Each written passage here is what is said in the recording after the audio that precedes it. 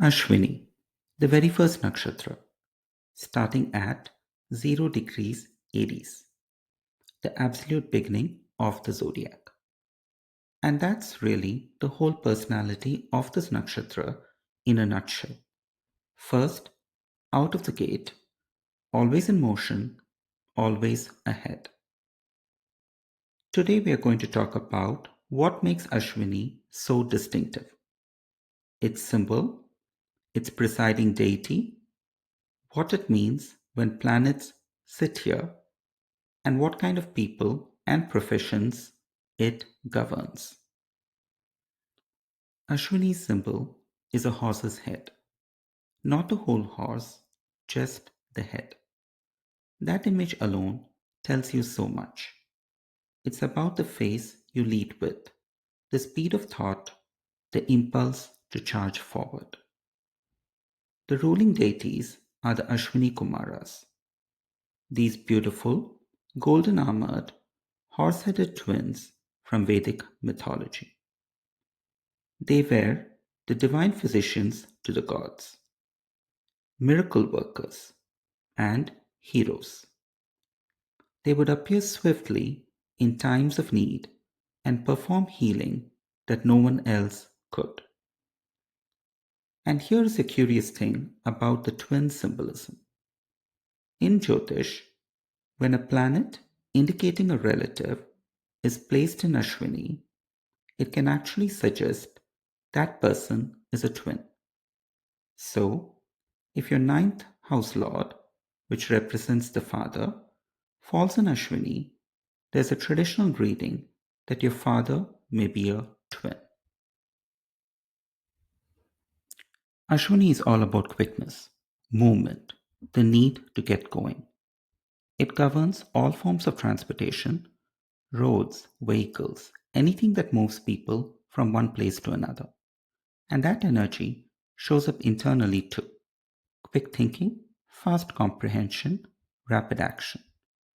Ashwini people are initiators. They have the motivation and the power to start things. But, and this is important, that very speed can work against them. Speech can become so rapid it turns indistinct. There can even be a tendency towards stuttering, which classically comes from wanting to get the words out faster than the mouth can manage. And of course, haste makes waste. The challenge for Ashwini is learning to channel that incredible energy without sacrificing precision. When the ascendant or the moon falls in Ashwini, you typically get someone with a genuinely happy go lucky disposition. There's a lightness to them, a lively intelligence. They tend to be charming, elegant, popular. The Ashwini Kumaras carry a kind of personal radiance, and that translates into real charm in the native. There's often a love of jewelry and beautiful things, but alongside that elegance comes a certain extravagance.